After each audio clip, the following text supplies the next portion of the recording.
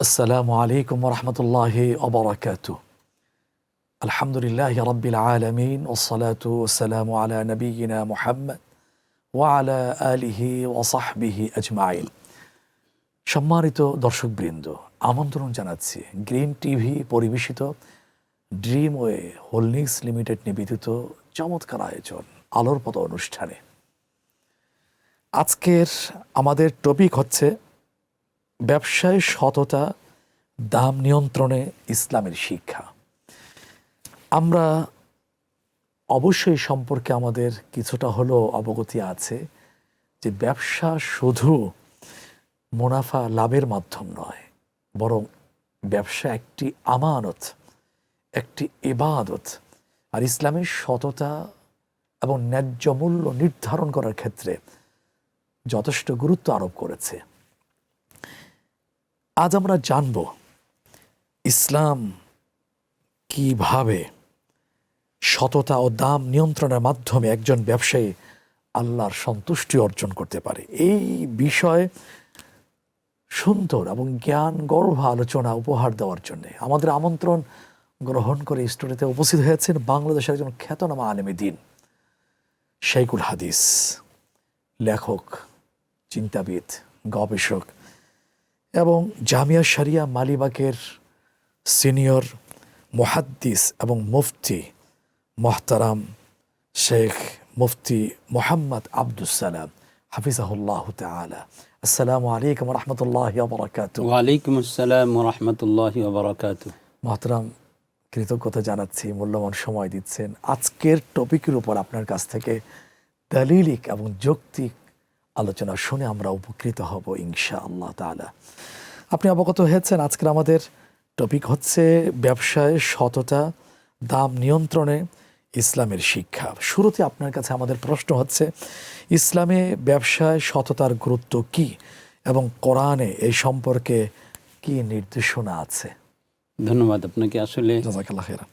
আজকাল আমাদের সমাজকে যদি আমরা দেখতে যাই তাহলে দেখব যে দ্রব্যমূল্যের ঊর্ধ্বগতির কারণে মানুষ দিশেহারা এবং একেবারে দুঃসহ জীবনযাপন করছে। এই সময় ইসলামী নির্দেশনা মেনে ব্যবসা করা এবং সততার আশ্রয় নেওয়া এবং মানুষকে কষ্ট না দিয়ে মানুষ যে ব্যবসা করতে পারে এইগুলো প্রতিফলন ঘটানো, এটা খুব জরুরি হয়ে পড়েছে। সৎ ব্যবসায়ীর কথা আল্লাহ রাব্বুল আলামিন কোরআনে কারিমেই বলেছেন যে আউফুল কাইলা ওয়ালা তুখসিরুল মিজান, যে তুমি যখন ভোক্তাকে, তোমার ক্রেতাকে জিনিস প্রদান করবে পরিপূর্ণ মেপে দিবে এবং পাল্লায় কম করে দিবে না। এরপরে রাসূল আকরাম সাল্লাল্লাহু আলাইহি ওয়াসাল্লাম ইরশাদ করেছেন, আত-তুজ্জার ইউহশারুনা ইয়াওমাল কিয়ামাতি ফুজ্জারা ইল্লা মান ইত্তাকাল্লাহা ওয়া বাররা ওয়া সাদাকা, যে যারা তাকওয়া অর্জন করলো, আল্লাহকে ভয় করলো, সততার আশ্রয় নিল এবং কল্যাণমূলক ব্যবসা করলো, এরা ছাড়া সকল ব্যবসায়ীরাই কিয়ামতের দিন আল্লাহর কাছে পাপাচারী হিসাবে উপস্থাপিত হবে। এবং আমাদের সমাজে দ্রব্যমূল্য ঊর্ধ্বগতির মূল কারণ হচ্ছে আপনার সিন্ডিকেট। রাসূল আকরাম সাল্লাল্লাহু আলাইহি ওয়াসাল্লাম সিন্ডিকেট ব্যবসা সম্পর্কে বড় ভয়াবহ নিষেধাজ্ঞা এবং সতর্কতা উল্লেখ করেছেন।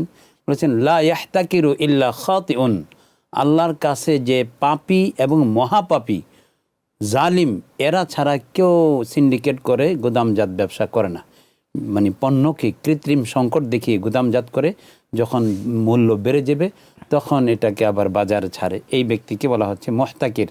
এবং রাসূল আকরাম সাল্লাল্লাহু আলাইহি ওয়াসাল্লাম তাকে সরাসরি পাপী বলে আখ্যা দিয়েছেন। আরও এরশাদ হয়েছে, আল মুহতাকিরু মালউনুন, যে ব্যক্তি গুদামজাত করবে অর্থাৎ কৃত্রিম সংকট সৃষ্টির জন্য পণ্যকে আটকে রাখবে, এমন ব্যক্তিরা আল্লাহর পক্ষ থেকে লানতের উপযুক্ত হবে। মানুষের লানত তাদের পড়বে এবং ফেরেশতাদের লানতও তাদের উপরে পড়বে। এর বিপরীতে ওয়াল জালিবু মারজুকুন বলা হয়েছে, যে আমদানি করে মানুষের মধ্যে সংকট দূর করার প্রচেষ্টা চালাবে, আল্লাহর পক্ষ থেকে তাকে রিজিকের ফয়সালা করা হবে।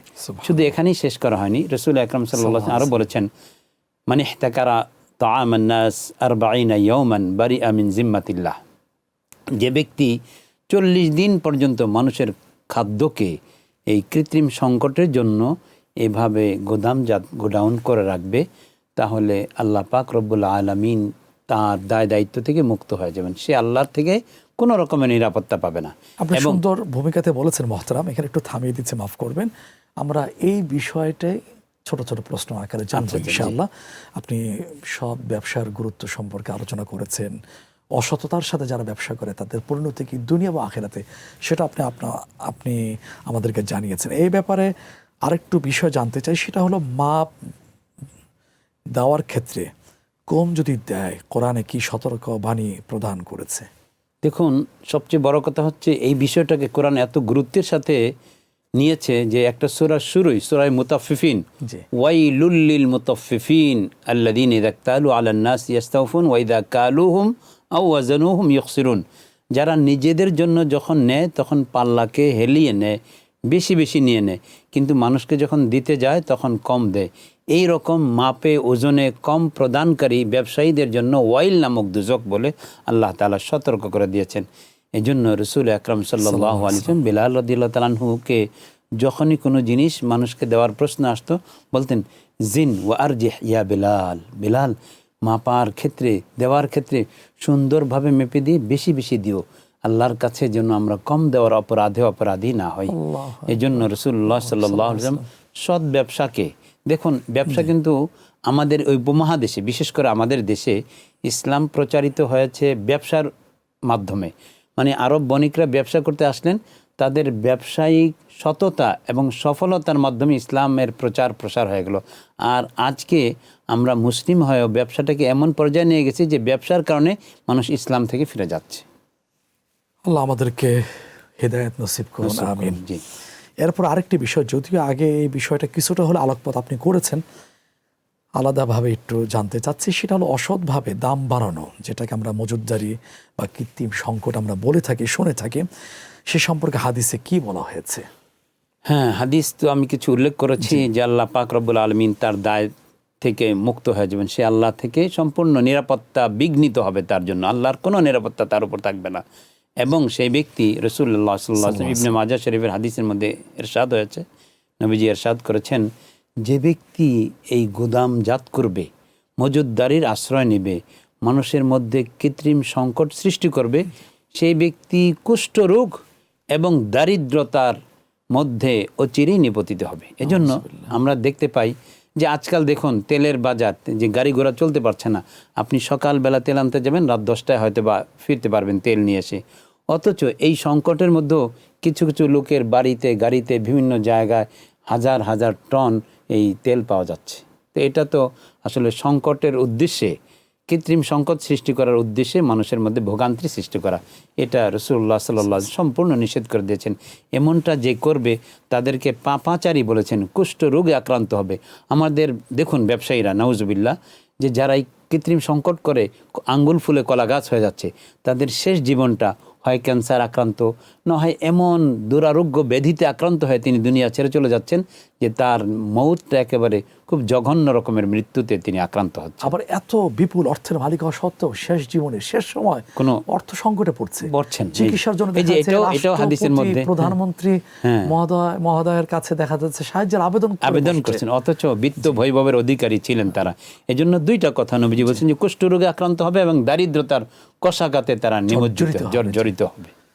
আপনি অসৎ ব্যবসায়ীদের চোখে আঙ্গুল দিয়ে বিষয়টা বুঝিয়ে দিয়েছেন। আল্লাহ আমাদের সবাইকে সহি বুঝতে আমিন।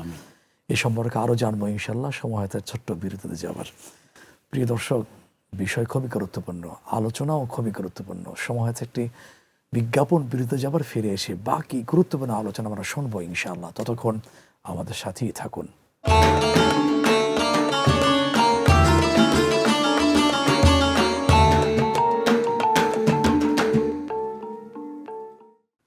সুপ্রিয় দর্শক, বিরতির পরে আরও একবার স্বাগত জানাচ্ছি আলোর পথ অনুষ্ঠানে। সঙ্গে আছি আমি মোহাম্মদ মুস্তফা জামান। আজকের আলোচনার বিষয় ব্যবসায় সততা, দাম নিয়ন্ত্রণে ইসলামের শিক্ষা। এই সম্পর্কে গুরুত্বপূর্ণ আলোচনা উপহার দিচ্ছেন মোহতারাম শেখ মুফতি আব্দুস সালাম হাফিজাহুল্লাহ তাআলা। আবারও ফিরে যাচ্ছি আজকের টপিকের উপরে গুরুত্বপূর্ণ আলোচনা শুনে উপকৃত হওয়ার জন্যে। এবার মোহতারামের কাছে আমাদের প্রশ্ন, যে একটু আনন্দিত হওয়ার জন্য, সুসংবাদ শোনার জন্য একটু প্রশ্ন করি হাদিস থেকে। সেটা হলো সৎ ব্যবসায়ীর মর্যাদা সম্পর্কে রাসূলুল্লাহ সাল্লাল্লাহু আলাইহি ওয়াসাল্লাম কি সুসংবাদ দিয়েছেন? ধন্যবাদ। আসলে জাযাকাল্লাহ একদিকে যেমন কৃত্রিম সংকট সৃষ্টিকারীদের জন্য ভয়াবহতার কথা উল্লেখ রয়েছে, ঠিক তেমনিভাবে সৎ ব্যবসায়ীদের সুসংবাদও প্রদান করা হয়েছে। রাসূলুল্লাহ সাল্লাল্লাহু আলাইহি ওয়াসাল্লাম ইরশাদ করেছেন, আত-তাজিরুস সাদুকুল আমিন মা'আন নাবিয়্যিন ওয়াস সিদ্দীকিন ওয়াস শুহাদা, যে যারা সৎ ব্যবসায়ী, সততার আশ্রয়ে যারা ব্যবসায় করে, ব্যবসার মধ্যে সততার আশ্রয় নেয়, তাদের হাসর হবে নবীদের সাথে, শহীদদের সাথে, সিদ্দিকদের সাথে। আল্লাহর সবচেয়ে প্রিয় বান্দা যারা, তাদের কথাই এখানে উল্লেখ হয়েছে। একজনের আল মারউ মা'a মান আহাব্বা, যে যাকে ভালোবাসে তার সাথেই তার হাসর হবে। সুতরাং এই ব্যক্তি ব্যবসার মধ্যে সততার আশ্রয় গ্রহণ করার ফলে নবীর সাথে, তার নবীদের সাথে, সিদ্দিকদের সাথে, শহীদদের সাথে, আল্লাহর কাছে যাদের মর্যাদা বর্ণনাতীত, এবং এই সমস্ত মানুষের সাহচর্য পাওয়া বিশেষ করে কিয়ামতের মধ্যে, এটা একটা পরম সফলতা। আল্লাহ তাআলা সৎ ব্যবসায়ীর জন্য এই সফলতার কথাই উল্লেখ করেছেন, যে তারা কাল কিয়ামতে নবীদের সাথে থাকবেন, সিদ্দিকদের সাথে থাকবেন, শহীদদের সাথে থাকবেন। এই জন্য সততা ব্যবসার একটা বড় পুঁজি। এই পুঁজি যার মধ্যে এসেছে, ব্যবসাটা তখন শুধু দুনিয়া লাভের মাধ্যম হয়ে যায় না, বরং ইবাদত হিসাবে পরিগণিত হয়। এই জন্যই ইমাম মুহাম্মদ রাহমাতুল্লাহ আলাইহি বলেছেন যে তাকে বলা হলো, সবাই দুনিয়া বিমুখ জুহুদের কিতাব লিখেছে, আপনি তো ওই জাতীয় কিছু লিখলেন না, দুনিয়া বিমুখ, দুনিয়া থেকে বিমুখ থাকার এই উৎসাহ প্রদান। তখন তিনি বললেন, কেন, আমি কি এই কিতাবুল বুয়ু লিখিনি? কিতাবুল বুয়ু, যে শরীয়তের নিষেধাজ্ঞা মেনে এবং আদেশগুলো পালন করার মাধ্যমে ব্যবসা করবে, এটাই তো তার জন্য ইবাদত হয়ে যাবে। সুবহানাল্লাহ। সুতরাং আমরা ব্যবসাকে ইবাদত হিসেবে গ্রহণ করতে পারি, যেন আল্লাহ আমাদেরকে তৌফিক দান করুন। আমিন আমিন। এরপর আরেকটি গুরুত্বপূর্ণ একটা বিষয়, সেটা হলো বাজারে ন্যায্য মূল্য বজায় রাখতে ইসলামে কি ধরনের নীতিমালা দেওয়া হয়েছে? ধন্যবাদ। আসলে জাযাকাল্লাহ খাইরান। রাসূলুল্লাহ সাল্লাল্লাহু আলাইহি ওয়াসাল্লাম এর কাছে একবার মদিনাতে মূল্য বেড়ে গেল জিনিসপত্রের। তখন সাহাবাগণ এসে বললেন, ইয়া রাসূলুল্লাহ, আপনি মূল্য নির্ধারণ করে দিন। রাসূল সাল্লাল্লাহু আলাইহি ওয়াসাল্লাম বললেন, না, আমি নির্ধারণ করব না। ফাইন্নাল্লাহু ওয়াল কাবিদু ওয়াল বাসিতু ওয়াল মুসাইরু, যে মূল্য নির্ধারণকারী আল্লাহ তাআলা। অর্থাৎ যখন আল্লাহ তাআলা অ্যাভেলেবেল দিবেন, মূল্যটা স্বাভাবিকভাবে একটু কমে যাবে, এবং যখন একটু পণ্য আল্লাহ তাআলা উৎপাদন কমিয়ে দিবেন, তখন একটু বাড়বে। এজন্য তাদের কাছে, যাদের হাতে পণ্য উৎপাদিত হয়, যাদের হাত হয়ে বাজারে আসছে, তারা তাদের সুবিধা মতো মানুষের কল্যাণ চেয়ে, যেন মানুষের ক্ষতি না হয়, এভাবে নির্ধারণ করে দেবেন। এটা হলো সাধারণ সময়ের কথা। নবীজি সাল্লাল্লাহু আলাইহি ওয়াসাল্লামকে যখন মূল্য নির্ধারণের জন্য নির্দেশ করা হলো, আহ্বান জানানো হলো, তখন নবীজি সাল্লাল্লাহু আলাইহি ওয়াসাল্লাম মানা করে দিলেন যে না, স্বাভাবিক অবস্থায় আমি নির্ধারণ করব না, কারণ পণ্যের মধ্যে প্রাচুর্যতা এবং পণ্যের ঘাটতি এটা আল্লাহই দেন। সুতরাং মূল্য নির্ধারণ আল্লাহই করবেন, অর্থাৎ প্রাকৃতিক উপায়ে চলবে। কিন্তু যখন কিনা দেখা যায় অসাধু ব্যবসায়ীরা মানুষকে জিম্মি করে এই কৃত্রিম সংকটের মাধ্যমে মানুষকে ভোগান্তির অতলে নিয়ে যাচ্ছে, কষ্ট দিচ্ছে, তখন ইসলামী সরকারের বা সরকার প্রধানের কর্তব্য হচ্ছে যে ব্যবসায়ীদের সঙ্গে এবং ভোক্তাদের সঙ্গে একসাথে বৈঠক করার মাধ্যমে একটা ন্যায্য মূল্য নির্ধারণ করে দেওয়া। যেই ন্যায্য মূল্যের মাধ্যমে ব্যবসায়ীও প্রতারিত হবেন না, ঠকবেন না, আবার যারা ভোক্তা আছেন ক্রয় করবেন, তারাও এতে ক্ষতিগ্রস্ত হবে না। এই জন্য যখন কিনা এরকম পরিস্থিতি সৃষ্টি হয়, তখন ইসলাম এটাকে অনুমোদন করেছে, কিন্তু স্বাভাবিক অবস্থায় এটা অনুমোদন করে না। সুন্দর আপনি তথ্য আমাদের সাথে শেয়ার করেছেন, জাযাকাল্লাহ খাইরান। এরপর আরেকটি গুরুত্বপূর্ণ বিষয়, সেটা হলো অতিরিক্ত লাভের লোভে জনগণকে কষ্ট দেওয়া সম্পর্কে ইসলাম কি শিক্ষা দেয়? চমৎকার শিক্ষা ইসলামের। দেখুন, একজন মানুষ, আমি কৃষক, আমি নিজ খেতে ফসল ফলিয়েছি, এটা যখন আমি নিজে বিক্রি করব, তখন জনগণের জন্য এখানে কল্যাণ থাকবে, দামটা অনেক কম পড়বে। কিন্তু অনেক সময় হয় যে মধ্যস্বত্বভোগী যারা মধ্যস্বত্ব ভোগ করে, এরা ওই কৃষককে, যিনি পণ্য উৎপাদন করেছেন, তাকে বা সরাসরি বাজারে আসতে বাধা দিয়ে, যে কষ্ট করে যাওয়ার দরকার নেই, আমরা তোমাকে বাজার মূল্য দিব, এভাবে সাক্ষাৎ করে তখন তারা বাজারে বিক্রি করে।